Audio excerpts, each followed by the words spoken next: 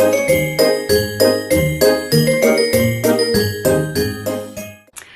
guys, welcome to my channel. My name is Yolanda, and in today's video I'm back with another video. So for today I'm going to be giving to you guys Reddit Christmas embarrassing slash maybe potentially horror stories, and I thought this is pretty interesting. I usually sometimes be scrolling through Reddit. I just was like, maybe it'd make a good video idea, and so yeah, I really hope that you guys will enjoy it, and if you do, please be sure to give this video a huge thumbs up. Make sure to subscribe down below, make sure to turn on this post notification to be notified when I post, and without further ado, let's get on with this video.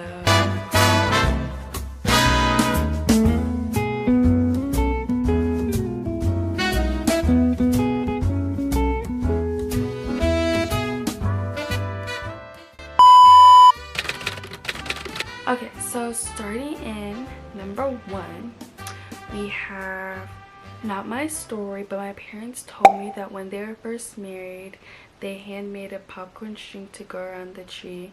Over the next week, they kept noticing that pieces of the popcorn string were missing, but they weren't sure what was doing it because they didn't own any pets.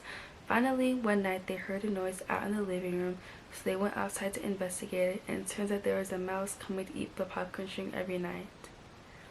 I would actually run. One time we thought we had mice, not in this house, thank goodness, but in our old house, and I was literally so paranoid. I literally could not walk anywhere. I would wear shoes. That's how paranoid I was, because every time I'd literally feel something biting me, and I'm like, and you know, it's when you don't know, you don't feel it, but then almost as if somebody was sick and then they tell you, it's just oh, now I'm feeling sick, kind of like that. It's now I'm thinking about the mice, and now I feel like mice are all biting me. And so that's really unfortunate. Well, this happened just last year. We had food set out on the table and we were all sitting on chairs around it. Out of nowhere, my brother's chair snaps and he tries to grab onto the table but can only grab the cloth. And as he falls on the floor, he pulls the cloth with him. The only thing that fell was a massive chocolate cake, but it splattered everywhere. Everyone couldn't stop laughing for the night. I literally would not be able to. I would never let that person live it down. I'd be like, no, I'm bringing it up every single year. That's actually so embarrassing. I would actually cry and go home if everybody saw me falling down, and no, absolutely no. Well, it wasn't born yet, my mom and dad put the then brand new 6-foot tall, that's tall, tree up and finished decorating it when the cat decided to climb into the tree and started clambering his way up. As expected, gravity prevailed and the whole thing fell down, destroying almost all the delicate glass baubles that hung around the tree's midsection. When I was a kid, I always thought that the glass baubles were put up high so I couldn't clumsily knock them off while helping decorate.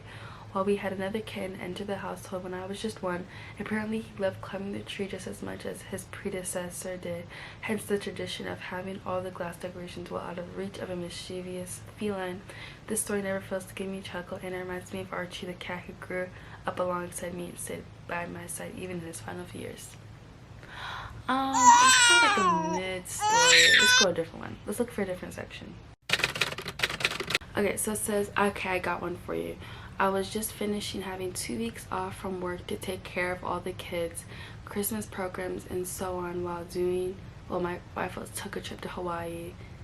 She got back on the 23rd. We do all the family get-togethers and so on.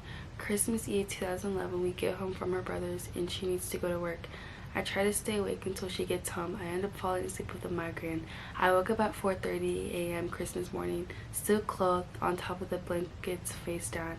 I go to use the restroom and assume she's asleep out in the living room because there are still some Christmas boxes sitting on the side of her bed. I move the boxes and go out to the living room to tell her she can come lay in bed. She is nowhere to be found. I call her mom thinking they might still be working. Her mom tells me we were done at 11:30 p.m. I tell her she never made it home.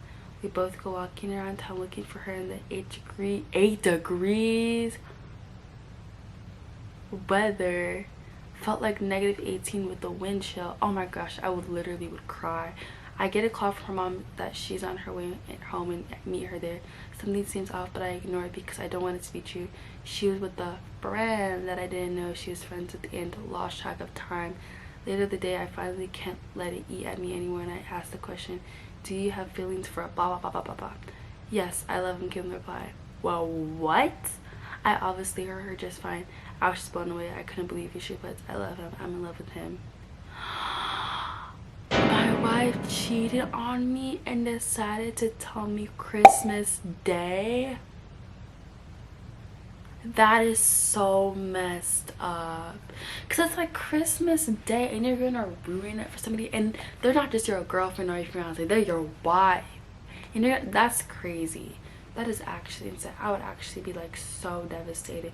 Because no way are you gonna come and you're gonna say that. Absolutely no. Okay, we're gonna read one more good one. Grew up in the Bible Belt of Georgia, and my favorite is the time when I was 8 and my stepmother got drunk and told me there's no Santa Claus 2 weeks before Christmas. I went to school and told all my friends. I felt I had uncovered a great truth and that every kid I knew deserved to know how they were being lied to. My parents got so many calls from angry families that I had to stand up in front of the whole school at a special held assembly and tell them I was lying because Santa only delivers presents to good boys and girls who believe, and I just wanted them to doubt him so I could have all the presents for myself. Oh my gosh, I would actually be like, why would they make her do that? And you're 8 years old. It's crazy. That's actually crazy. Okay, just one more. It says like a Christmas or New Year's story. So this is like a holiday party show story. Okay, so basically this man says HR had booked us into the function room of a hotel. Everyone had to pay £50 per head to attend, 75 for plus ones. When we arrived, the room we booked already had just another party in it. They double booked the room and just assumed that one company wasn't going to turn up. So there's 300 people trying to share a space meant for 200 at the most. Not enough chairs or tables and no room to move. When food came, we had to take turns eating our courses while people stood around us waiting. The venue had lost our meal choice, so it was basically eat what we give you. The food itself had been clearly microwaved from frozen, scalding hot on the outside, still frozen in the center. After it became clear that this was going to be the standard for the night, the ordered pizzas for just our party to be delivered to the function room. Most of those who had already eaten the food provided ended up with food poisoning. Afterwards, we all demanded, as they should, they all demanded a full refund. The company got its deposit back, but employees got nothing. The following year, the HR booked the same venue as they'd given us a huge discount and promised that it'd be better this time. It wasn't.